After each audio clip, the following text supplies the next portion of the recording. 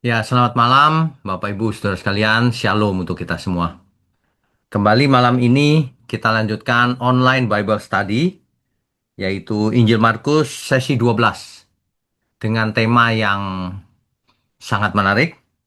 Tuhan bisa mati, tanda tanya. Kan banyak orang di dunia ini bingung, kok Tuhannya orang Kristen bisa mati ya? Bagaimana ini penjelasannya?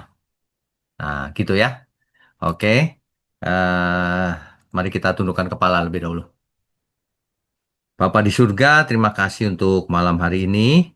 Biarlah malam ini mencerahkan setiap kami agar kami bisa menjelaskan iman yang benar kepada orang yang belum percaya.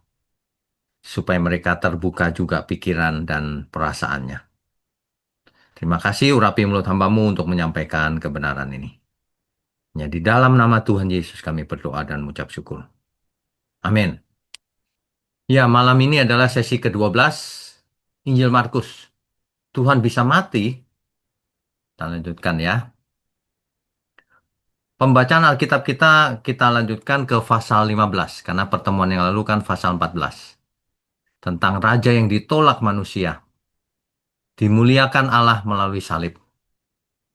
Padahal dicatat juga di Injil Yohanes, ia datang kepada milik kepunyaannya, tetapi milik kepunyaannya itu tidak menerimanya. Tetapi barang siapa yang percaya kepadanya, diberinya kuasa supaya menjadi anak-anak Allah. Itu saudara, nanti kita sampai juga ke Injil Yohanes. Kita lanjutkan dulu Markus pasal 15. Ya, Markus pasal 15 ini tentang Yesus di hadapan Pilatus, ya.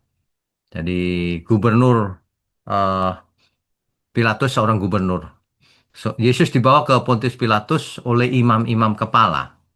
Tuduhan utamanya mengaku sebagai raja orang Yahudi. Kenapa dibawa ke Pilatus? Karena dianggap pemberontak.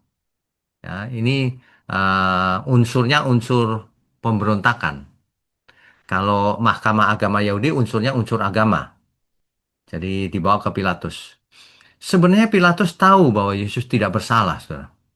Tetapi karena tekanan massa, orang-orang ngumpul semua, ia takut.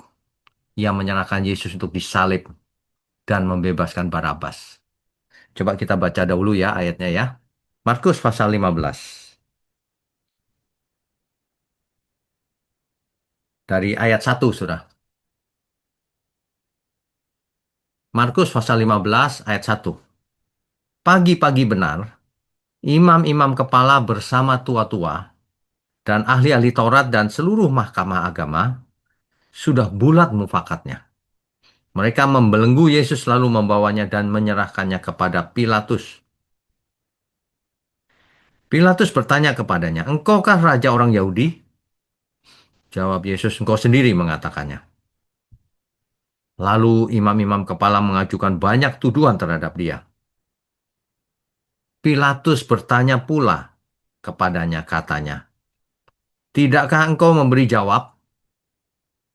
Lihatlah betapa banyaknya tuduhan mereka terhadap engkau." Tetapi Yesus sama sekali tidak menjawab lagi, sehingga Pilatus merasa heran. Saudara, saya sudah pernah jelaskan di sesi-sesi yang lalu ya. Tuhan Yesus tidak menjawab apa-apa. Kenapa? Karena pertanyaannya tidak relevan sama sekali. Ya, Tuhan Yesus baru menjawab ketika pertanyaannya menjadi sangat relevan. Kita sudah bahas di sesi yang lalu. Apakah engkau Mesias, anak dari yang terpuji? Itu sangat relevan. Tuhan langsung jawab, akulah dia. Gitu ya. Nah, ayat 6. Telah menjadi kebiasaan untuk membebaskan satu orang hukuman pada tiap-tiap hari raya. Itu menurut permintaan orang banyak. Ada kebiasaan seperti itu. Dan pada waktu itu adalah seorang yang bernama Barabas sedang dipenjarakan bersama beberapa orang pemberontak lainnya. Mereka telah melakukan pembunuhan dalam pemberontakan. Barabas ini, saudara. Maka datanglah orang banyak dan meminta supaya sekarang kebiasaan itu diikuti juga. Pilatus menjawab mereka dan bertanya, apakah kamu menghendaki supaya kubebaskan raja orang Yahudi ini? Ia memang mengetahui bahwa imam-imam kepala telah menyerahkan Yesus karena dengki, bukan karena salah. Tetapi imam-imam kepala menghasut orang banyak untuk meminta supaya Barabaslah yang dibebaskannya bagi mereka. Pilatus sekali lagi menjawab dan bertanya kepada mereka, jika begitu, apakah yang harus kuperbuat dengan orang yang kamu sebut raja orang Yahudi ini? Maka mereka berteriak lagi katanya, salibkanlah dia. Lalu Pilatus berkata kepada mereka, tetapi kejahatan apakah yang telah dilakukannya? Namun mereka makin keras berteriak, salibkanlah dia. Ini orang-orang ini tidak menemukan kesalahan apapun. Teriak-teriak aja. Masa kan suka begitu ya, teriak-teriak meskipun tidak menemukan kesalahan. Dan oleh karena Pilatus ingin memuaskan hati orang banyak itu, ia membebaskan Barabas bagi mereka. Tetapi Yesus disesahnya lalu diserahkannya untuk disalibkan. Saudara, inilah ironi di dunia ini. Keadilan sulit didapat. Ya, saya share dulu screen-nya ya. Ya, jadi ketidakadilan manusia dibandingkan dengan rencana Allah. Secara hukum, Tuhan Yesus tidak bersalah. Tetapi secara ilahi, rencana Allah itu adalah justru jalan penebusan dosa bagi semua umat manusia. Ya, jadi prinsipnya substitusi atau penggantian. Barabas yang penjahat dibebaskan, Yesus yang tidak bersalah dihukum. Ini suatu ironi gambaran jelas bahwa Yesus menggantikan orang bersalah. Yesus menggantikan kita semua, saudara. Ya, jadi aplikasinya ini banyak orang memilih Barabas, keinginan daging daripada Kristus. Kita sering tahu kebenaran, tetapi tetap kompromi, seperti Pilatus. Pilatus kan kompromi. Dia tidak mengutamakan kebenaran. Dia mengutamakan keselamatan dirinya sendiri. Karena semua orang teriak-teriak, dia takut terhadap orang banyak. Jadi dia kabulkan permintaan orang banyak. Meskipun ia tidak menemui kesalahan pada Tuhan Yesus sedikit pun. Ya, oke. Ketidakadilan itu dipakai oleh Allah kita untuk menebus dosa manusia. Ayat 16 sampai 20. Saya bacakan ya. Kemudian serdadu-serdadu membawa Yesus ke dalam istana, yaitu gedung pengadilan, dan memanggil seluruh pasukan berkumpul. Mereka mengenakan jubah ungu kepadanya, menganyam sebuah mahkota duri, dan menaruhnya di atas kepalanya. Mahkota duri, saudara. Itu bukan duri kecil. Itu gambar ini, saudara, masih kurang panjang durinya. Seperti paku panjang gitu. Ada satu tanaman di Israel yang berdurinya itu seperti paku. Nah, itu dipakai untuk menganyam menjadi mahkota duri. Ayat 18. Kemudian mereka mulai memberi hormat kepadanya, katanya, salam hai Raja orang Yahudi. Maksudnya ngeledek.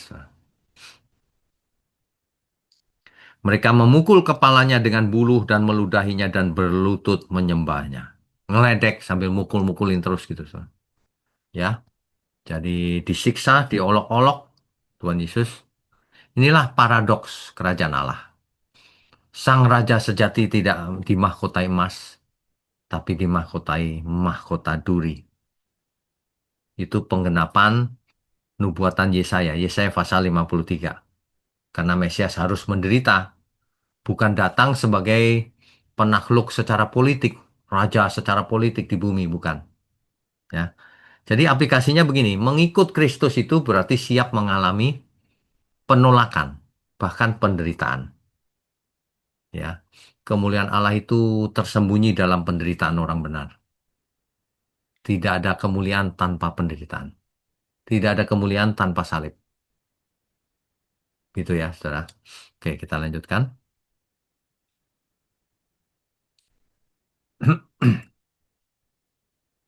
Ayat 21 sampai 32, Saudara. 21. Oh ya, kita baca dulu ya supaya tidak ada yang terlewat. Dari ayat 20 dulu. Sesudah mengolok-olokkan dia, mereka menanggalkan jubah ungu itu daripadanya dan mengenakan pula pakaiannya kepadanya. Kemudian Yesus dibawa keluar untuk disalibkan. Ayat 21. Pada waktu itu lewat seorang yang bernama Simon, orang Kirene, ayah Alexander dan Rufus, yang baru datang dari luar kota, dan orang itu mereka paksa untuk memikul salib Yesus. Saudara, di Injil Markus, ini tidak dijelaskan secara detail kenapa demikian. Di Injil yang lain dijelaskan nanti. Kenapa mesti dipikul oleh Simon dari Kirene ini. Karena Tuhan Yesus sudah jatuh berkali-kali kan, tidak kuat. Maka dipikul oleh Simon Kirene. Jadi ketiga Injil sinoptik ini, saudara. Injil ini disebut sinoptik. Matius, Markus, dan Lukas. Ingat, sinoptik artinya ada kemiripan. Jadi tiga Injil yang pertama ini disebut Injil sinoptik. Ketiganya saling melengkapi, saling menjelaskan. Nah, gitu ya. Ayat 22. Mereka membawa Yesus ke tempat yang bernama Golgota, yang berarti tempat tengkorak. Golgota tengkorak artinya. Ya. Nah, lalu mereka memberi anggur bercampur mur kepadanya, tetapi ia menolaknya. Kemudian mereka menyalibkan dia, lalu mereka membagi pakaiannya dengan membuang undi atasnya untuk menentukan bagian masing-masing. Hari jam 9 ketika ia disalibkan. Ketika Tuhan Yesus disalibkan itu jam 9, saudara. Dan alasan mengapa ia dihukum disebut pada tulisan yang terpasang di situ, Raja orang Yahudi. Ya, Raja orang Yahudi. Bersama dengan dia disalibkan dua orang penyamun, seorang di sebelah kanannya dan seorang di sebelah kirinya. Ayat 28 dalam kurung, artinya catatan tambahan. Demikian genaplah nas Alkitab yang berbunyi ia akan terhitung di antara orang-orang durhaka. Orang-orang yang lewat di sana menghujat dia dan sambil menggelengkan kepala mereka berkata, "Hai engkau yang mau merubuhkan bait suci dan mau membangunnya kembali dalam 3 hari, turunlah dari salib itu dan selamatkan dirimu." Demikian juga imam-imam kepala bersama-sama ahli Taurat mengolok-olokkan dia di antara mereka sendiri dan mereka berkata, "Orang lain ia selamatkan, tetapi dirinya sendiri tidak dapat ia selamatkan." Ayat 32. Baiklah Mesias, Raja Israel itu, turun dari salib itu supaya kita lihat dan percaya. Bahkan kedua orang yang disalibkan bersama-sama dengan dia mencela dia juga. Rupanya begini, saudara. Ada orang yang bertanya gini, katanya yang satu bertobat. Kok ini di ayat 32-nya kedua orang yang disalibkan bersama-sama dengan dia mencela dia juga? Bagaimana ini? Nah, ingat ya prinsip Alkitab itu. Setiap penulis itu kalimatnya kan tidak sama. Tapi kisahnya pasti menunjuk kisah yang sama. Nah, kalau ada beda gini artinya apa? Artinya ayat-ayat itu saling melengkapi. Jadi mula-mula kedua penjahat itu sama-sama mengolok-olok, sama-sama mencela. Tetapi ketika Tuhan Yesus sudah berdoa kepada orang yang memukulnya dan menyiksanya, Bapa ampuni mereka, mereka tidak tahu apa yang mereka perbuat. Penjahat yang satu sadar, ini Mesias. Mengerti ya maksudnya ya? Jadi jangan bingung, tidak ada yang kontradiksi di Alkitab. Oke, kita balik ke slide-nya. Ya, jadi Tuhan Yesus disalib dan diledek dan dipukul. Ya, ironinya mereka mengatakan begini, kalau memang kau Mesias turunlah dari salib.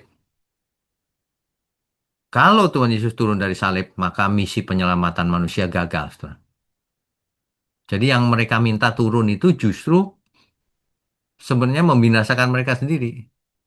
Tapi Tuhan Yesus tetap di atas salib untuk menyelamatkan dunia. Ia taat sampai mati di kayu salib. Ya. Nah, Yesus mati di antara orang berdosa. Artinya ia menjadi manusia dan bisa mati. Pertanyaan ini akan kita jawab nanti ya. Kok Tuhan kok mati gitu ya? Ya. Aplikasinya penyaliban Tuhan Yesus ini, kalau kita mengikut Tuhan Yesus, kita harus memikul salib kita setiap hari. Harus ya. Tidak boleh hidup nyaman-nyaman saja. Harus ikut mendukung pekerjaan Tuhan untuk menyelamatkan banyak jiwa. Harus mau bertobat sungguh-sungguh tidak pernah buat salah lagi karena mau menyelamatkan banyak jiwa. Ya.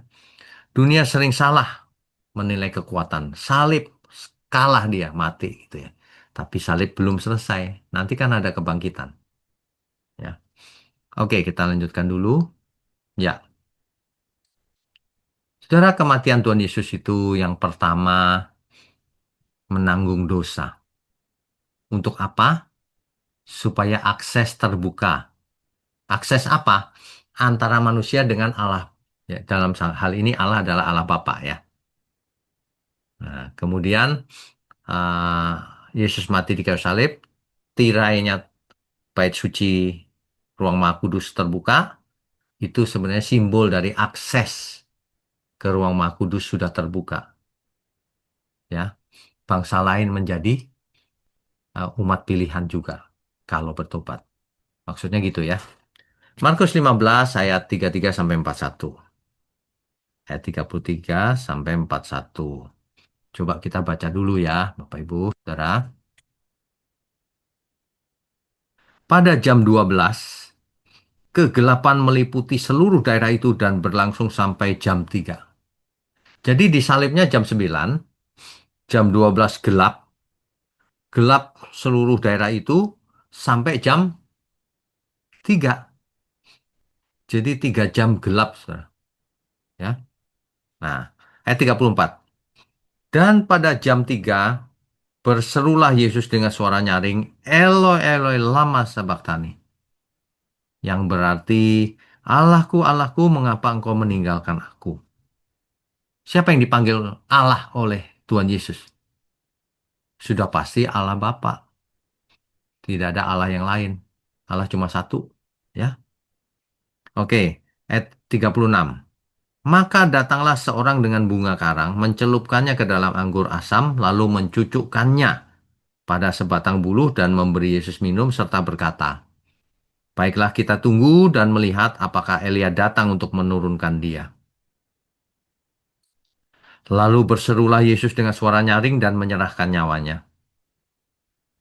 Ketika itu tabir bait suci terbelah dua dari atas sampai ke bawah. Itu tabir yang memisahkan ruang kudus dan ruang maha kudus. Tuh. Tabir ruang maha kudus ya. Itu simbol bahwa akses ke ruang maha kudus sudah terbuka. Karena kematian Tuhan Yesus. Ayat 39. Waktu kepala pasukan yang berdiri berhadapan dengan dia melihat matinya demikian, berkatalah ia, sungguh orang ini adalah anak Allah. Ada juga beberapa perempuan yang melihat dari jauh, diantaranya Maria Magdalena, Maria ibu Yakobus muda dan Yoses, serta Salome. Mereka semuanya telah mengikut Yesus dan melayaninya waktu ia di Galilea. Dan ada juga di situ banyak perempuan lain yang telah datang ke Yerusalem bersama-sama dengan Yesus. Coba kita lihat slide-nya dulu ya. Ya. Jadi poin pertama, dosa sudah ditebus. Akses terbuka, tirai ruang Maha Kudus terbuka. Artinya bangsa-bangsa lain pun boleh datang kepada Tuhan. Ya. Yang peristiwa itu terjadi, ingat ya tadi ya, jam 9 disalibkan, jam 12 gelap gulita selama 3 jam. Jam 3 Tuhan Yesus berseru, Eloi, Eloi, lama sabachthani. Allahku, Allahku, mengapa engkau meninggalkan aku? Dan tabir bait Allah terbelah dua. Sehingga seorang perwira Romawi mengaku, sungguh orang ini adalah anak Allah. Jadi aplikasinya gini, tidak ada dosa yang terlalu besar untuk ditebus. Karena jalan kepada Allah sekarang sudah terbuka. Tinggal manusianya mau membuka hati atau tidak meresponi anugerah Tuhan ini. Ya. Nah, ayat 42 sampai 47 itu tentang penguburan Tuhan Yesus. Ya. Ayat 42. Sementara itu hari mulai malam. Dan hari itu adalah hari persiapan, yaitu hari menjelang Sabat. Saudara, saya mau ingatkan, sebelum hari Sabat tidak boleh ada mayat tergantung di kayu salib. Makanya buru-buru diturunkan. Ya. Yang 43. Karena itu Yusuf orang Arimatea, seorang anggota majelis besar yang terkemuka, yang juga menanti-nantikan kerajaan Allah, memberanikan diri menghadap Pilatus dan meminta mayat Yesus. Pilatus heran waktu mendengar bahwa Yesus sudah mati. Maka ia memanggil kepala pasukan bertanya kepadanya, apakah Yesus sudah mati? Sesudah didengarnya keterangan kepala pasukan, ia berkenan memberikan mayat itu kepada Yusuf. Yusuf pun membeli kain lenan, kemudian ia menurunkan mayat Yesus dari salib dan mengafaninya serta kain lenan dengan air kain lenan itu. Lalu ia membaringkan dia di dalam kubur yang digali di dalam bukit batu. Kemudian digulingkannya sebuah batu ke pintu kubur itu. Maria Magdalena dan Maria ibu Yoses melihat di mana Yesus dibaringkan. Saudara, pasal 15 ini diakhiri dengan kematian Tuhan Yesus dan masuk ke dalam kubur. Ya, ini adalah foto yang diduga adalah kubur Tuhan Yesus zaman dulu. Meskipun tidak bisa dipastikan 100%, ini kemungkinannya di sini. Jadi kalau kita ke Israel, kita masuk ke dalam sini. Ada di dalam kubur kosong kan? Gitu ya. Hmm, makna teologisnya, saudara. Tuhan Yesus benar-benar mati, bukan pingsan ya. Seperti yang dituduhkan banyak orang yang tidak bertanggung jawab. Ah, itu cuma pingsan, sehingga nanti waktu bangun bukan bangkit. Gitu. Tidak, Tuhan Yesus benar-benar mati. Penguburan ini justru mempersiapkan kebangkitan. Iman sejati itu butuh keberanian, saudara. Keberanian publik. Tidak bisa orang main aman. Harus berani menyatakan iman kita. Bahkan di tengah menurut dunia kalah. Di situ pun Allah sedang bekerja. Jadi saudara kalau kita mengalami masalah, kalah atau apa, itu belum kalah, saudara. Allah turut bekerja dalam segala hal untuk mendatangkan kebaikan. Ya, ingat baik-baik itu. Nah, jadi kalau ditarik benang merahnya, Markus pasal 15 ini adalah yang pertama raja yang ditolak. Yesus disebut raja, dia ledek-ledek raja orang Yahudi. Tetapi ditolak oleh umatnya sendiri, padahal sudah jelas mereka menantikan Mesias. Cuma Mesiasnya beda dengan Tuhan Yesus sehingga mereka kecewa. Bukan tidak mungkin orang yang berteriak Hosana ketika Tuhan Yesus masuk ke Yerusalem ikut juga meneriakkan salibkan dia. Jangan-jangan begitu. Hari ini banyak orang Kristen juga begitu. Berdoa kepada Tuhan Yesus dan sebagainya, tapi kelakuannya seperti mau menyalibkan Tuhan Yesus. Ya berbuat jahat sesuka-sukanya, menjelekkan nama Tuhan Yesus itu. Ya. Nah, penebusan itu, keselamatan itu tidak datang melalui kekuatan, tapi melalui pengorbanan. Tuhan Yesus di kayu salib. Jadi paradoks salib itu begini. Kelemahan itulah kekuatan. Kematian itulah nanti kehidupan. Makanya di Injil Yohanes ditulis berbahagialah orang yang percaya, ya. Karena ditulis begini, mereka akan hidup meskipun sudah mati, gitu ya. Kalah pertama kemudian menang. Seolah-olah kalah padahal bukan, ya. Refleksinya begini, di antara kita semua sekarang ini, seandainya kita hidup di zaman itu, kita memilih seperti apa? Apakah seperti Pilatus yang cuci tangan, yang takut terhadap orang banyak, kompromi, sehingga Tuhan Yesus tidak salah pun dihukum? Apakah menjadi seperti itu? Atau menjadi seperti orang banyak, ikut arus saja gitu. Rame-rame salibkan dia gitu. Ikut yang mana kita seandainya hidup di zaman itu? Apakah seperti tentara itu yang nonjokin lalu menghina, mengolok-olok, atau seperti perwira Romawi yang terakhir dia berkata, sungguh dia anak Allah. Coba kita pikirkan baik-baik ya. Jadi kesimpulannya, salib itu bukan sekedar cerita tragis. Itu adalah tempat di mana dosa dihukum, kasih dinyatakan, dan manusia dipulihkan. Ya, Tuhan Yesus tidak turun dari salib. Kalau seandainya turun, ia gagal melakukan kehendak Bapaknya. Ia gagal menebus dosa manusia. Nah, sekarang kita mau menjawab, mengapa Tuhan bisa mati? Kan kalau orang yang tidak mengerti, iya ya, kok Tuhan mati? Kan Tuhan tidak bisa mati harusnya, gitu. Nah, ini dia. Kita bahas ya. Ingat, saudara harus ingat, Tuhan Yesus sedang menjadi manusia. Inkarnasi menjadi manusia biasa seperti kita. Makanya bisa mati. Tetapi matinya Tuhan Yesus beda dengan matinya manusia loh, saudara. Nanti ya kita bahas sebentar lagi. Jadi tentu Tuhan Yesus bisa mati. Apa sih mati itu? Rohnya keluar dari tubuh fisiknya. Tubuh fisiknya mengalami kematian. Makanya masuk kubur.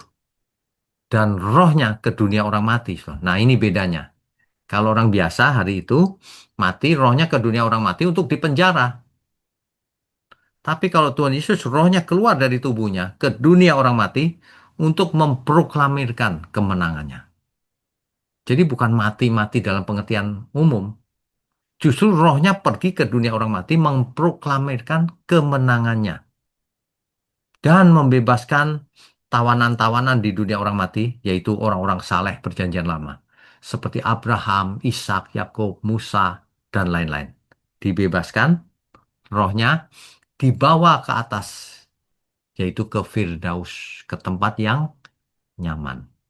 Begitu, saudara. Ya. Jadi kematian Tuhan Yesus beda banget dengan kematian manusia biasa. Kalau manusia biasa matinya rohnya ke dunia orang mati, tak berdaya. Tapi kalau Tuhan Yesus roh Yesus, roh anak tunggal Bapa yang tadinya turun dari surga, itu turun ke dunia orang mati. Bukan mau ditawan, justru dia membebaskan. Justru Tuhan Yesus rohnya memproklamirkan kemenangannya. Ingat ya, Tuhan Yesus tadinya bukan manusia biasa. Dia anak tunggal Bapa di surga. Ya, di kitab Injil Yohanes nanti kalau kita sedang membahas sana, nanti kita akan melihat Tuhan Yesus sendiri yang berkata, ya, bahwa aku turun dari surga. Begitu, saudara. Nanti kalau kita di kitab Yohanes, ya, di Yohanes ini Tuhan Yesus berkata begini, Yohanes 6 ayat 41 contohnya. Atau Yohanes 6 ayat 38, saudara. Saya bacakan ya.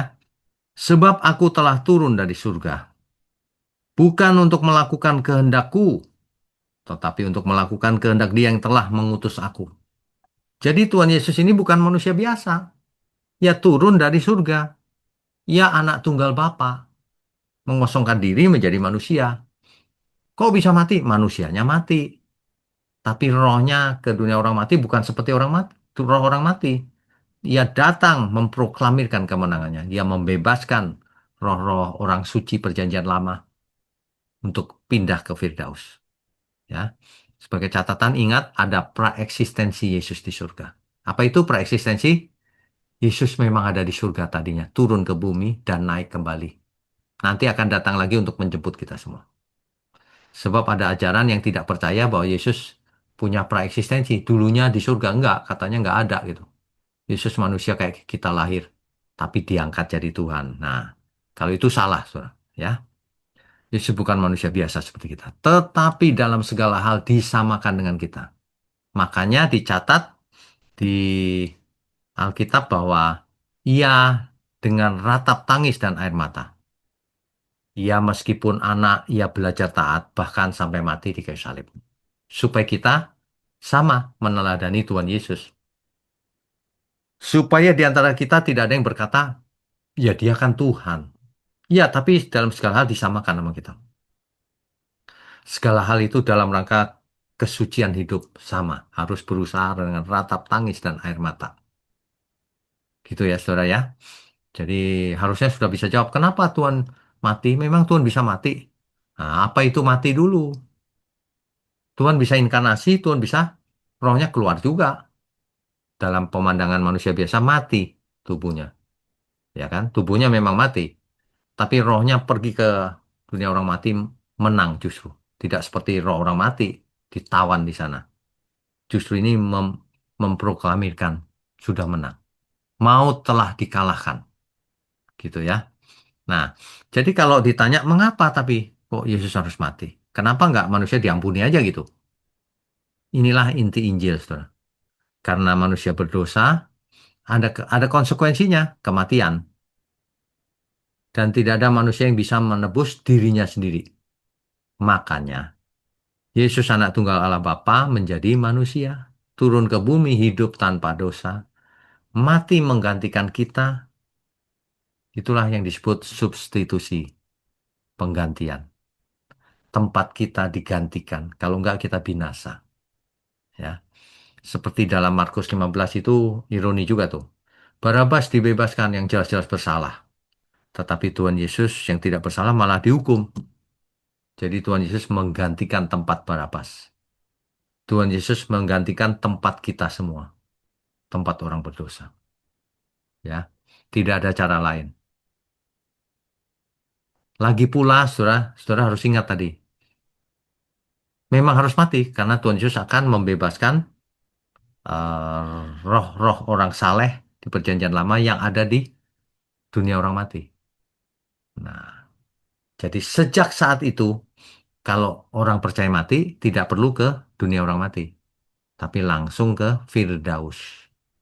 Menunggu kedatangan Tuhan Yesus yang kedua kali untuk dibangkitkan. Dibangkitkan itu diberi tubuh lagi yang baru. Begitu, saudara. Ya, saya harap ini bisa menjelaskan kita semua. Kalau masih ada yang nggak jelas, boleh bertanya, saudara.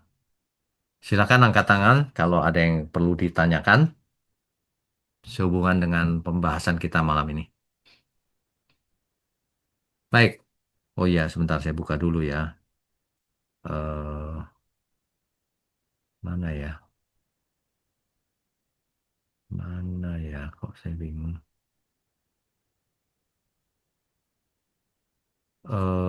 Sebentar.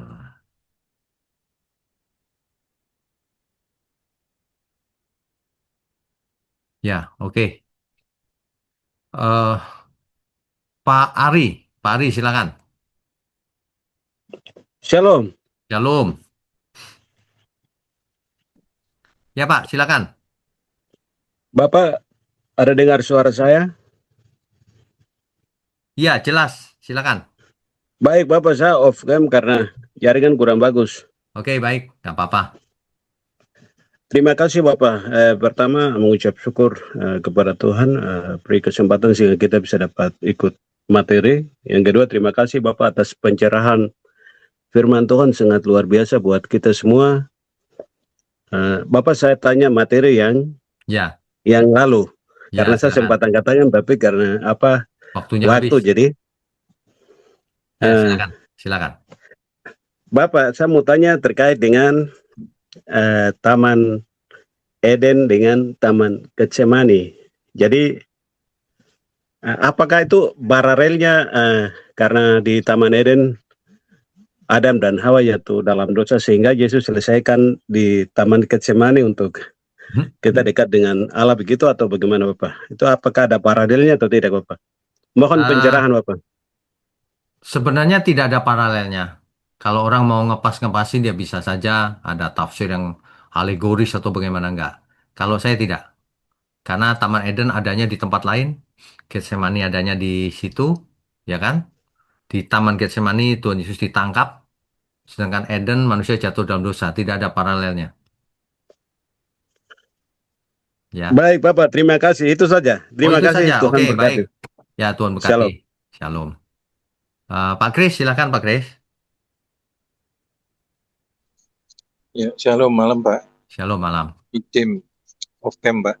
Ya, Saya mau minta pendapat Pak Wiknyo Pak, karena ini saya sekian tahun jadi Kristen itu, saya terus terang eh, belum pernah, maksudnya ketemu pengajaran yang jelas-jelas mengatakan seperti ini Pak. Saya setelah sekian lama mengulang-ulang baca Alkitab itu dari bahasa aslinya, satu yang saya tangkap bahwa hidup kekal, keabadian itu kalau kita dengan doktrin yang kita terima di gereja pada umumnya, Pak, kita menangkap keabadian itu adalah waktu yang sangat panjang gitu, Pak. hmm, Padahal yang saya tangkap makin lama makin mendalami Alkitab itu, keabadian itu adalah tempat di mana tidak ada dimensi waktu, Pak. hmm, Soalnya itu beda karena kalau kita merasakan kayak seolah-olah kayak kalau gudang itu stok barangnya banyak, nah itu keabadian itu waktunya ada banyak, seolah-olah seperti itu Pak. ya, Cuma kan orang terus bayangkan, oh nanti kita tiap hari apa ya, apa nyembah terus atau muji terus atau apa kan akhirnya karena memandang waktu keabadian itu sebagai waktu yang banyak, seolah-olah kayak sudut pandangnya seperti kalau kita hidup di dunia ini eh, berhari-hari gitu Pak. Pak Wiknya paham maksud saya ya. ya, mengerti, mengerti. Jadi kayak kayak mengukur infinity dengan penggaris plastik waktu kita SD kira-kira Ya, seperti mengerti, itu. mengerti. Nah, menurut Pak Wiknya gimana Pak? Oke, baik. Yang jelas begini, seandainya Adam tidak jatuh dalam dosa, maka dimensi waktu tetap ada selamanya dan manusia hidup kekal. Jadi yang dimaksud hidup kekal tentu saja waktu yang tak terbatas. Nah, Ya, nanti kan kita dibangkitkan dengan tubuh kemuliaan, ya, lalu dibawa ke langit baru, bumi baru. Tentu ya, saja dimensi waktu yang tak terbatas itu masih ada, seperti itu, ya. Tetapi ada tetapinya juga nih. Kalau kita mengerti dimensi waktu, itu ada banyak keanehan di sana. Kalau kita bicara eh, fisika kuantum dan sebagainya itu, kan waktu itu jadi lentur. Jadi waktu itu jadi dimensi yang tidak seperti yang kita kenal ini. Nah, intinya adalah kita tidak akan pernah mati lagi selamanya nanti, hidup kekal itu. Jadi dengan tubuh fisik, tapi bukan yang sekarang, tubuh kemuliaan. Kalau yang saya pahami begitu, Pak Grace. ya karena terutama ini di bahasa Ibrani Alkitab Perjanjian Lama kalau kita lihat misalnya yang lanjut usia di kitab Daniel atau yang lain-lain di Mazmur apa itu, ternyata keabadian itu bahasa Inggrisnya kalau kira-kira paralelnya itu lebih mirip ke timeless itu Pak. Ya, timeless Jadi itu bisa berarti juga bukan tidak ada waktu, Pak. Cuma tak ya, terbatas waktunya. Bisa juga, ya, itu. ya. Ya, Cuma masalahnya itu Pak, yang kalau kita masih pakai sudut pandang kita memandang seperti hidup sehari-hari, eh, nanti untuk memahami konsep alfa dan omega apa itu mungkin kita jadi agak terbatas karena kita memandanginya seperti dari hari-hari yang kita jalani ini kalau menurut saya cuma memang penjelasan Pak Wiknyo tadi menurut saya eh, berarti ini ada pemahaman saya yang kurang kurang lengkap berarti Pak menurut saya. kalau kalau kita perhatikan sebenarnya Tuhan menciptakan kekekalan itu dari awal. Bumi ini harusnya kekal bersama manusianya. Cuma manusia jatuh ke dalam dosa sehingga menjadi tidak kekal. Langit dan bumi akan dihancurkan oleh api, kan gitu kan? Tapi diciptakan langit dan bumi yang baru di suatu tempat dan kita dibawa ke sana dengan tubuh kebangkitan. Nah, tubuh fisik lagi itu. Cuma di sana tidak ada air mata lagi, tidak ada penyakit dan hidup kekal selamanya. Ya, dan ternyata waktu kita belajar waktu masih SD terus SMP ada pelajaran bumi dan antariksa dulu Pak, Ya, waktu masih SMP. Ternyata kalau kita lihat susunan galaksi sekarang itu seperti kalau ukuran yang dulu dibicarakan waktu kita belajar itu ternyata mengembang terus, Pak. Ya, betul. Nah, makanya Ditemukan galaksi-galaksi yang usianya mungkin ratusan juta tahun atau apa yang cahayanya, image-nya baru nyampe ke bumi. Jadi ya, ya makanya ternyata tepi alam semesta aja ngembang, Pak, nggak pernah tercapai. Nah, ya, jadi unlimited ya, nggak ya. bisa habis. Jadi menurut saya pengertian kita tentang keabadian juga sama, Pak. Maksudnya nanti kita merasa sudah paham, ternyata kok ngembang terus, ternyata seperti itu. Bisa juga, bisa juga. Ya, Yang penting kita hidup kekal gitu aja, tidak akan pernah ya, mati lagi, itu yang pasti. Cuma seperti apa kekekalan itu, ya kita belum mengalaminya, ya. Baik, itu saja Pak. ya. Saya, Pak. Oke, Tuhan berkati, Mbak Kris. Ah, Pak Epenio, silakan Pak. Shalom Pak Shalom. dan kita semua. Saya open karena jaringan di Papua. Ya, silakan. Eh, Satu poin saya yaitu Yusuf ini bapaknya Yesus atau Yusuf yang lain, Bapak? Bukan, ini Yusuf yang lain, Yusuf Arimatea. Dia Ya, orang kaya yang punya makam. Nah, makam itu diberikan kepada Tuhan Yesus. berarti dia seorang apa waktu itu? Bagaimana? Dia sebagai seorang apa waktu itu? Yusuf ini. Dia orang kaya yang apa namanya ya? Yang percaya kepada Tuhan Yesus, Siap. ya. Itu saya supaya Oh, kita pada saat khotbah kan jangan sampai salah kan oh iya sampaikan itu ya. Yusuf Itu bukan bukan Yusuf. Yusuf, bapaknya Tuhan Tolong Yesus loh ya. Itu ya Yusuf tolong Arimatea.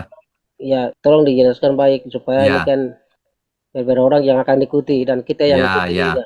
Ya, oke, baik. Tuhan Terima berkati. kasih. Tuhan berkati Sama-sama, Pak terima Epenius. kasih. Terima Ya, kasih Bapak. berikutnya Bu Sarah, Sarahwi, silakan. Shalom Bapak. Shalom.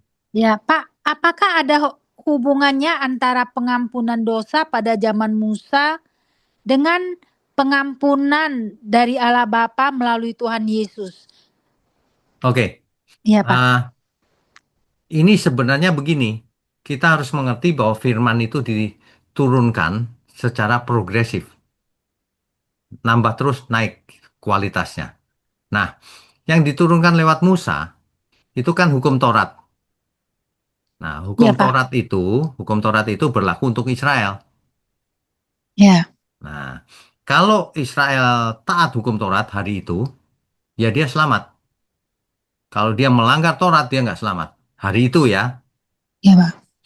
Setelah Tuhan Yesus ke bumi, kematian Tuhan Yesus membatalkan hukum Taurat. Nah, ini orang sudah dikasih ayatnya nggak percaya terus maunya sendiri. Nggak takut Tuhan. Dibaca Efesus 2 ayat 15. Efesus pasal 2 ayat 15. Sebab dengan matinya sebagai manusia, ia telah membatalkan hukum Taurat dengan segala perintah dan ketentuannya untuk menciptakan keduanya menjadi satu manusia baru di dalam dirinya dan dengan itu mengadakan damai sejahtera. Taurat dengan segala perintah dan ketentuannya dibatalkan. Persepuluhan buah sulung, korban bakaran, hari raya, sunat, semuanya batal. Gak ada lagi. Gitu. Nah, Digenapi oleh Tuhan Yesus ya Pak. betul. Digenapi itu artinya sudah selesai ya. Gitu. Oke. Dan pengampunan pada zaman Musa itu kalau orang berdosa dan harus minta ampun, mereka melalui imam dan harus membawa korban persembahan seperti domba, kambing. Ya Pak? Kalau sudah ada bait Allah, kalau waktu masih di gurun, ya ngaku ke imam boleh. Pokoknya intinya kembali ke Taurat gitu. Kalau Dan sebelum ini ya. kalau Dan sebelum ini ya Pak. diberikan kalau sebelum diberikan hukum Taurat, ya nggak pakai hukum Taurat, kembali ke Tuhan gitu, bertobat. Kalau ada hukum Oke. Taurat, pakai hukum Taurat. Oke, kalau misalnya pada zaman itu mereka mempersembahkan kambing domba sebagai pengampunan dosa bagi orang yang berdosa. Apakah ini kalau kita kaitkan dengan Tuhan Yesus, seperti Tuhan Yesus itu seperti domba apakah bisa kita samakan seperti itu ya, Pak? Oke, di Perjanjian Lama mempersembahkan korban domba itu sekali atau terus-terusan? Terus-terusan, Pak, kalau berdosa. Nah, jadi itu nggak bisa menghapus dosa. Itu cuma Hmm, melakukan terus-menerus sampai kapan? Sampai anak Memat, domba Allah yang datang sekali untuk selamanya. iya. Gitu. Itu hubungannya. Itu hubungannya. Berarti kalau pengorbanan waktu itu melalui domba kambing, itu kan memakai darah domba kambing ya, Pak? Betul. Nah, kalau kita hubungkan dengan Tuhan Yesus juga mencucurkan darah di atas kayu salib. Kenapa harus darah ya, Pak? Oke. Kenapa harus darah? Iya, Pak. Ini yang membuat sistem atau aturan itu kan Allah kita. Betul? Oke. Nah, makanya di kitab Kejadian pasal 3 ayat 15 kan ditentukan. Keturunan perempuan ini akan meremukkan kepala si ular. Dan ular akan memakut tumitnya. Meremukkan tumitnya kan gitu kan. Itu menggambarkan meremukkan tumit si anak dari perempuan itu, Mesias, itu mati Ya. di kayu salib. Harus lewat darah. Memang begitu. Dan lagi pula diajarkan juga lewat Taurat, lewat darah. Itu yang mengajarkan Tuhan, bukan manusia ngarang enaknya bagaimana ya enggak. Taurat kan diturunkan kepada Israel melalui Nabi Musa.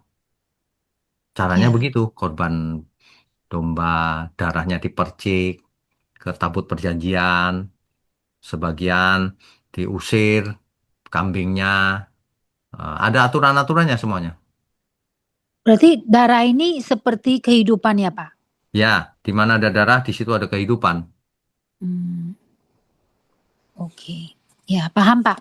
Ya, Ya, oke. terima kasih, Pak. Tuhan Ya, memberkati. Tuhan berkati.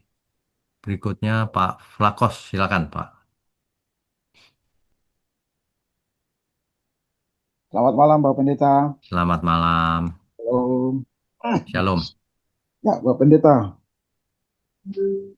Waktu Tuhan Yesus diperhadapkan oleh pengadilan agama Yahudi Ya, dan juga pengadilan pemerintah dalam hari ini Romawi ya, kekuasaan ya, Romawi pada waktu itu. Jadi betul. memang benar kan Tuhan Yesus diperhadapkan oleh dua hukum ya yang berlaku di situ, yaitu hukum Romawi dan hukum agama, toh.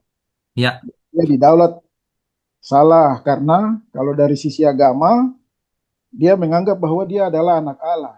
Jadi ya, pengadilan Sanhedrin menganggap dia menista Allah ya yang Maha ya, Kuasa dan dia dijatuhi hukuman. Begitu ya, pula dengan pengadilan Romawi ya, yang mana Yesus mengaku bahwa dia adalah raja.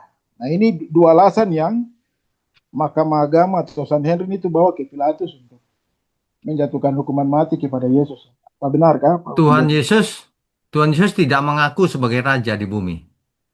Oh, tapi tulisan di atas kepala itu INRI. Itu yang Oh, nulis kan bukan Tuhan Yesus. oh, gitu. Itu itu pemerintah menaruh tulisan. Ini siapa ya yang ngomong terus? Itu pemerintah yang taruh di situ untuk mengeledek. Oh. Inilah raja orang Yahudi gitu loh, ngeledek. Artinya Mahkamah Agama menuding begitu. Artinya Tuhan Ya, mengaku ada orang apa ya? Yahudi. Ngeledek itu apa ya? Menghina. Oh, menghina, penghinaannya. Ya, dia tulis Saya kira, inilah raja orang Yahudi gitu. saya kira Menghina. mungkin dengan alasan itu Pilatus bisa menjatuhkan hukuman mati untuk Yesus. Enggak. Tidak ya, Pak? Pilatus tidak menemukan kesalahan apapun. Ingat itu. Tapi Pilatus takut dengan orang Ya. banyak masa. Akhirnya diserahkan aja gitu. Iya, iya, iya, benar. Kemudian yang berikutnya, waktu peristiwa Tuhan Yesus disalibkan, artinya dia turun ke dalam kerajaan maut dan memproklamarkan kemenangannya atas maut ya. Betul. Itu terbukti dalam Matius 27, dicatat ayat 51 dan 54 itu kan terjadi gempa bumi dan orang-orang percaya yang mati di dalam Yesus bangkit ya dan jalan masuk ke dalam kota Yerusalem. Ya, itu sudah kita bahas di kitab Matius. Oh, iya. Ya, itu menunjukkan bahwa memang benar-benar Yesus berkuasa atas maut ya Pak ya. Betul, Maut tidak punya kuasa betul. Maut telah dikalahkan. alam maut. Ya. Itu Pak, saja. yang terakhir yang menjadi pertanyaan saya, Oh, oke. apakah orang-orang yang masih ada Pak? Iya, Terakhir. iya.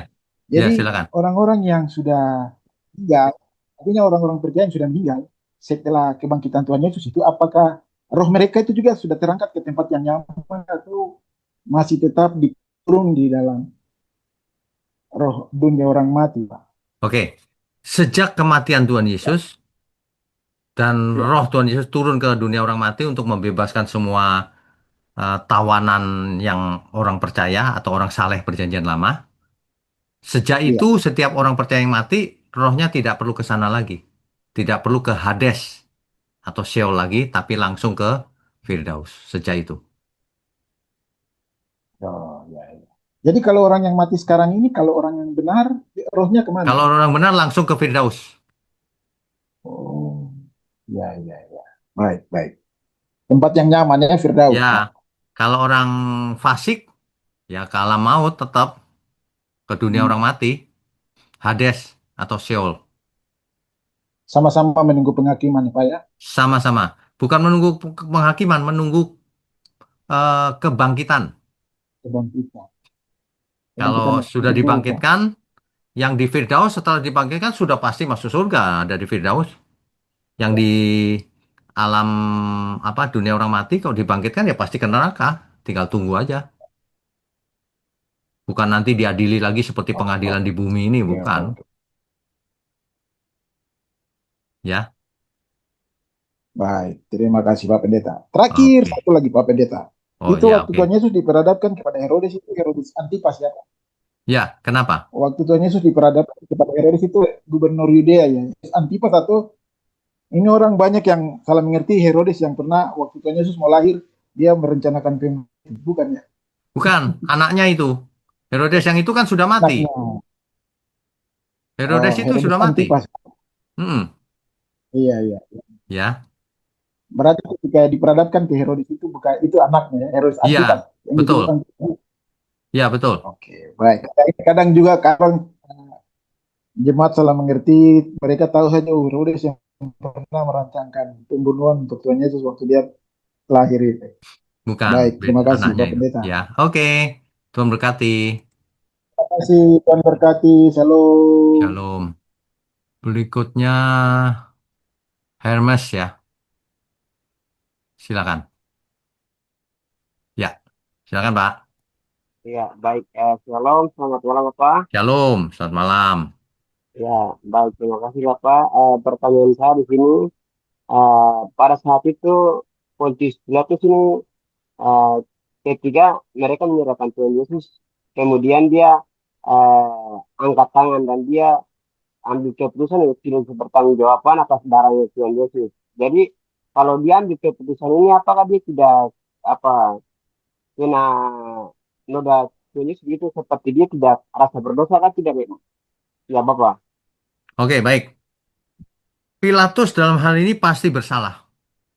Karena tidak menemukan kesalahan apapun, tapi dia memutuskan menyerahkan Yesus untuk disalib. Ya pasti dia bersalah. Itu dia kompromi terhadap kehendak massa. Massa salah pun dia takut dan dia ikuti. Ya dia bersalah, Pontius Pilatus. Jelas itu. Orang tidak bersalah kok dihukum. Gitu. Ya, itu saja pertanyaannya. Ya karena Bapak ini anak bila tuh sebenarnya dia ambil keputusan dari kebangsaan dari pada saat itu dia tidak apa ambil poin pentingnya untuk dia ambil alasan untuk dia disalibkan tapi dia hanya karena ketakutan jadi dia hanya apa mengambil keputusan disalibkan jadi apakah dia ada mungkin pasti ada dosa atau tidak Bapak?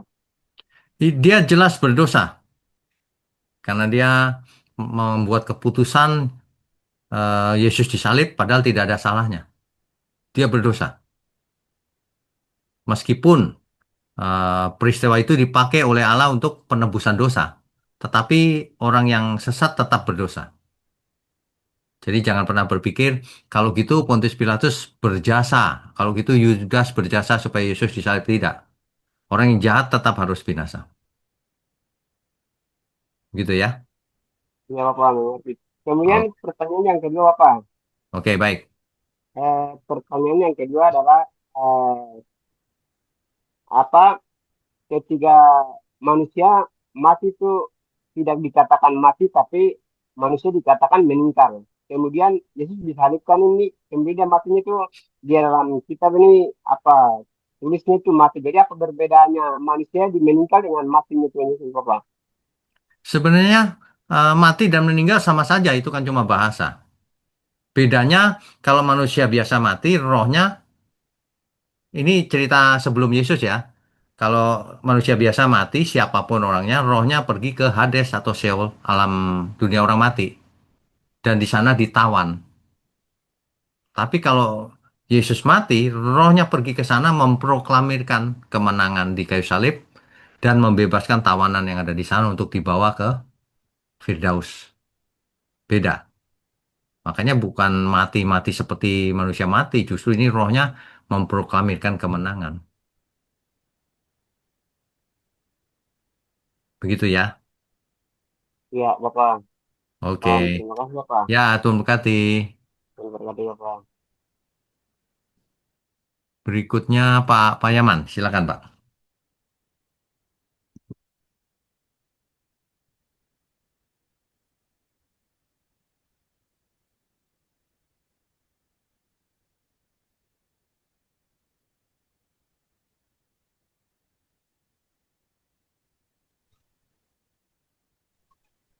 Ya, silakan Pak.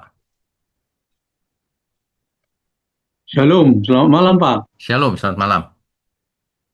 Eh, Tadi masalah tadi yang Bapak sebutkan praeksistensi.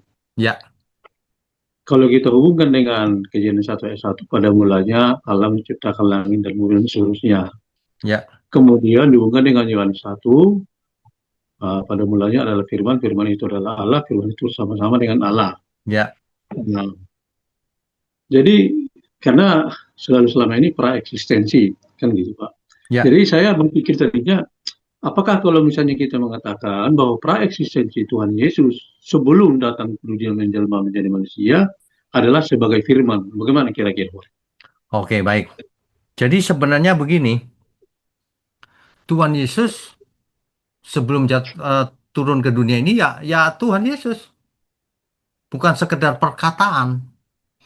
Kalau kita membaca Yohanes 1 ayat 1 itu, di situ Tuhan Yesus dipakai kata Sang Firman.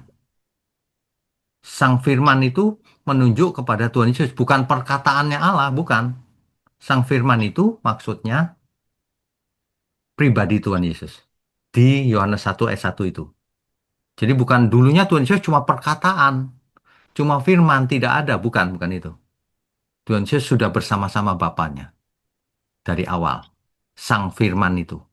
Nah, yang disebut firman itu ya Tuhan Yesus. Itu di Yohanes pasal 1 itu. Ya, jadi sebetulnya lebih lengkap kalau disebut Sang Firman, Pak ya.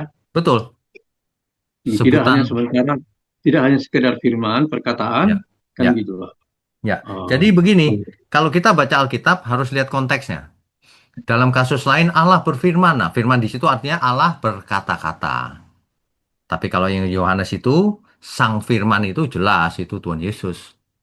Dalam teks asli dipakai kata hologos.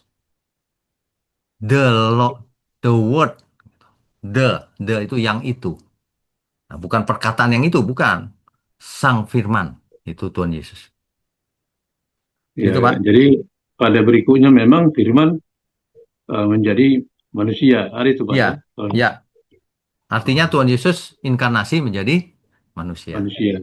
Ya, Oke, makasih Pak. Satu lagi Pak. baik, silakan. Tadi Musa menerima hukum Taurat di Gunung Sinai. Ya, Nah, pada saat itu bahwa hukum Taurat itu selalu diartikan dekalog atau 10 firman Allah. Ya Pak ya. ya. Lalu? Ya. Kemudian dalam perkembangan orang Yahudi, 10 firman Allah ini membuat atau diturunkan atau diderivatkan menjadi ada yang 630 pasal dan seterusnya. 613.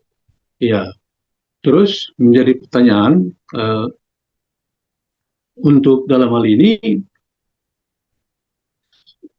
jadi 10 firman Allah atau dekalog, apakah itu identik dengan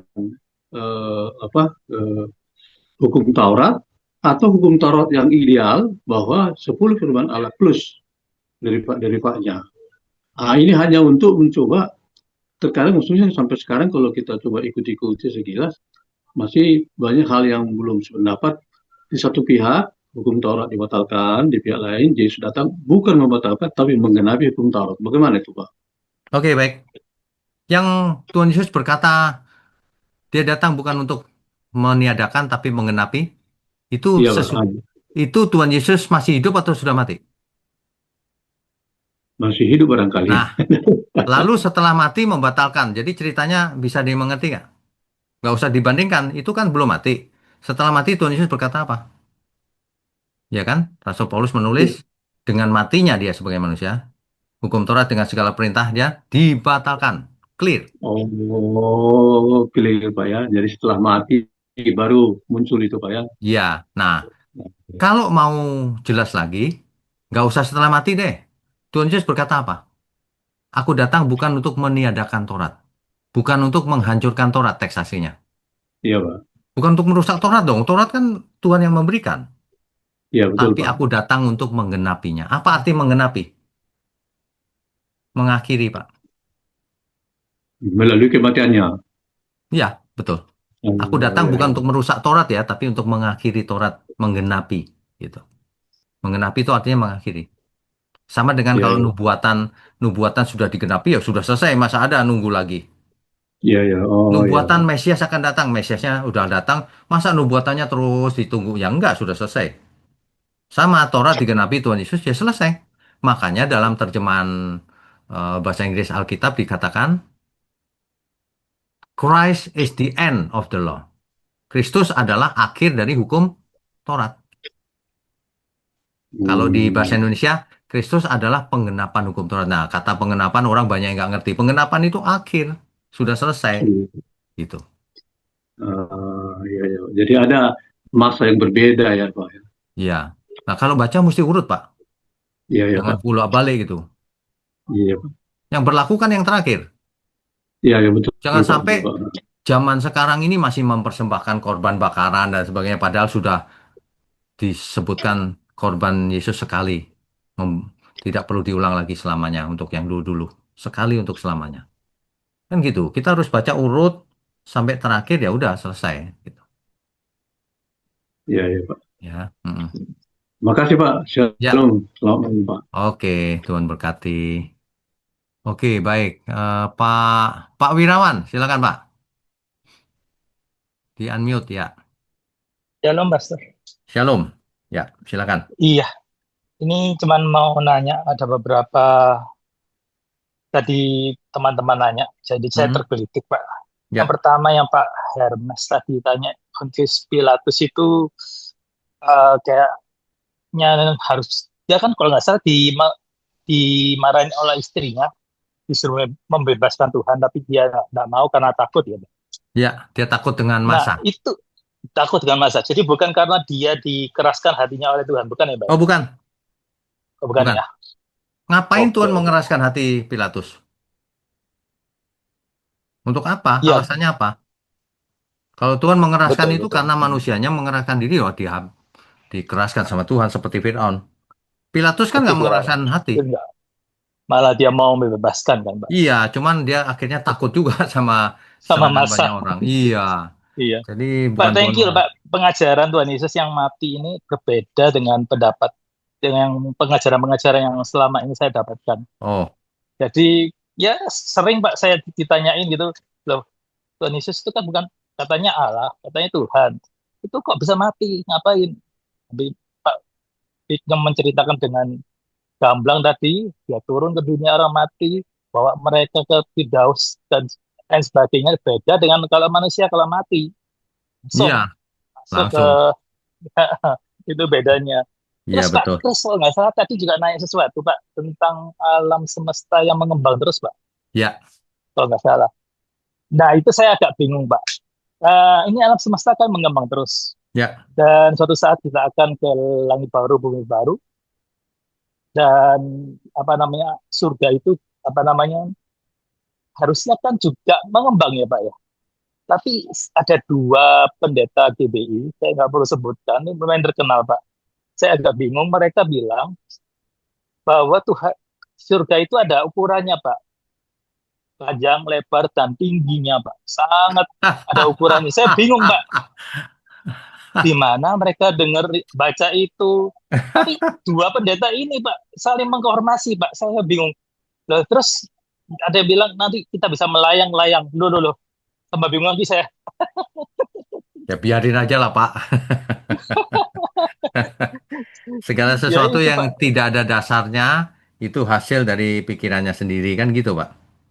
Berarti nggak ada di Alkitab maupun apapun nggak ada ya Pak ya. Nggak ada, Itu dasarnya. nggak ada. Oke.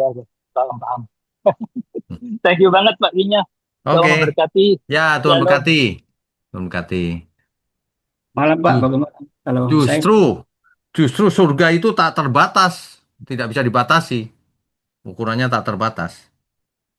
Oke, Malam eh, Pak, apa saya masih bisa, suara saya bisa dengar Pak? Pak ini siapa Yordan ya? tadi, Pak Yordan. Oh ya, Pak bisa, Jordan, bisa, Oh ya, saya bisa bertanya lagi nggak Pak? bisa, silakan. Iya Pak, ini apa namanya? eh Kalau salib kan itu rencana Allah ya Pak ya. Ya jelas. Kalau misalnya apa namanya cambuk dan mahkota duri dan sebagainya yang diterima Tuhan Yesus itu bagaimana Pak? Apakah itu juga bagian dari itu rencana Allah atau itu bagaimana Pak? Nah, Nabi Yesaya sudah menubuatkan tentang hal itu, Pak. Nanti Mesias akan menderita, mukanya tidak dikenal dan sebagainya. Sudah dinubuatkan, Pak. Semuanya itu sudah dinubuatkan lebih dahulu. Jadi bukan Ya, jadi mendadak. berarti semua itu termasuk ya Pak ya. Termasuk, pasti. Oke Pak. Satu lagi bisa Pak? Bisa, silakan. Eh, kita tahu bahwa iblis atau setan ini kan cuma satu saja Pak ya. Setan atau iblis cuma satu, betul. Betul. Tetapi roh-roh jahat banyak. Iya. Kalau Ya, memang setan atau iblis ini satu, itu kenapa cenderung bahwa sepertinya ada di mana-mana begitu dan bisa menyesatkan orang di mana-mana, Pak? oke. Apakah memang keberadaannya itu tidak terbatas dengan ruang dan waktu atau seperti apa, Pak? Yang namanya roh itu tidak dibatasi ruang waktu. Itu yang pertama. Karena roh dimensinya beda. Yang kedua, dia tidak maha hadir tapi tidak tertulis. Tapi kalau menurut saya ya roh ya. Kalau saat ini ada di Jakarta ya dia bisa ke Surabaya dalam hitungan langsung juga bisa. Namanya juga roh kan begitu. Oh, jadi Pertanyaan, setan atau iblis juga dia dalam bentuk roh juga ya, Pak? ya Seperti betul. itu. Bentuknya roh. Nah, Oh, pertanyaannya mengarah kemana nih? ya itu karena maksudnya saya tanya yang iblis tadi atau setan itu bahkan kan cuma satu saja gitu. Oh iya Kenapa iya. dia bisa satu tetapi kenapa dia bisa menyesatkan di sana sini gitu. Oh, yang pertama dia bisa Ya. bergerak cepat. Yang kedua memang banyak ini. Bawahannya kan banyak roh-roh jahat seperti malaikat di surga. Oh Dia punya ya. dia punya organisasi yang rapi, Pak. Oh, dia berarti setan itu bekerja bisa melalui roh-roh jahat itu ya, Pak. Jelas, roh-roh jahat kan dipimpin oleh dia. Dia Oh, kan saya pikir, pemimpinnya, Pak. saya pikir itu setan dia bekerja sendiri, roh jahat sendiri Oh, karena enggak, kan. enggak. Roh jahat itu di bawah kepemimpinan setan atau iblis itu. Oh iya. Iya. Saya pikir selama ini setan itu hanya mungkin mempengaruhi pikiran atau apa tindakan. Kemudian kalau roh jahat itu kadang-kadang cuma bisa merasuki orang seperti itu. Oh, enggak. Dengan segala cara, Pak. Itu organisasi yang rapi itu untuk menyesatkan banyak jiwa. Dan roh-roh jahat ini jumlahnya sangat amat banyak. Sepertiga malaikat di surga menjadi roh jahat. Ketika jatuh ke bumi, diseret oleh Lucifer itu. Oke, baik Pak. Itu saya yang saya Ya. tanya Pak. Terima kasih Pak. Oke, Tuhan berkati. Pak Yordan ada di kota mana? Saya di Manokwari dengan Pak Plakos satu kantor Oh, di situ, Pak. jauh ya. Ya, betul. Oke, Ya, Tuhan berkati ya. ya sama-sama Pak. Terima kasih. Yuk, mari. Siapa lagi ya? Ini waktunya tinggal sedikit. Ini Omah Matematika itu siapa ya? Selamat siang, saya Hardi, Pak. Oh, Pak Ardi. Silakan, Pak Ardi. Masih ada waktu, Pak? Masih. Ya, sedikit aja, Pak. Ya, Berangkat dari pernyataan, kamu jangan bergaul dengan pencemooh, kamu nanti akan menjadi pencemooh, ya, Pak. ya, betul. Sikap apa yang harus kita ambil kalau kebetulan pencemooh itu adalah orang yang paling dekat dengan kita? Ini saudara kandung atau yang pertama, apakah pencemoohan itu sudah bisa diperbaiki seperti roh jahat, memang jiwa dan rohnya sudah rusak? Itu aja, Pak. Terima kasih. Sebenarnya, kalau setan atau roh-roh jahat itu memang sudah tidak bisa diperbaiki. Tapi kalau manusia harusnya bisa diperbaiki. Meskipun faktanya ada yang tidak bisa diperbaiki juga, yaitu kalau sudah mengeraskan hati kan sulit. Ya. Nah, tapi tugas kita kalau di dekat kita ada seperti itu ya kita diam saja, jangan banyak bicara. Maksudnya Bapak diam saja itu bebaskan debu begitu, Pak? Tidak bisa, tergantung. Apakah itu pasangan hidup kita, orang tua atau anak, kan tidak bisa kita bilang kebaskan debu. Oh, Tapi kita doakan, kita usahakan, kita ajak bicara baik-baik dengan segala cara. Kalau nggak bisa juga ya serahkan ke Tuhan. jadi ya baik. Jadi di titik itu yang menjadi bagian kita sudah kita lakukan ya, Pak ya. Ya, yang penting kita lakukan bagian kita semaksimal mungkin. Dah, itu aja. Baik, itu aja, Pak. Oh, itu Tuhan aja. berkati. Oke. Oke, Tuhan berkati. Baik, malam ini sudah selesai. Saya harap malam ini menjadi pencerahan buat kita semua. Karena jarang orang yang mengerti Tuhan kok mati gitu. Ya. Amin, Bapak. Oke. Amin, amin, amin, Bapak. Terima Oke. kasih.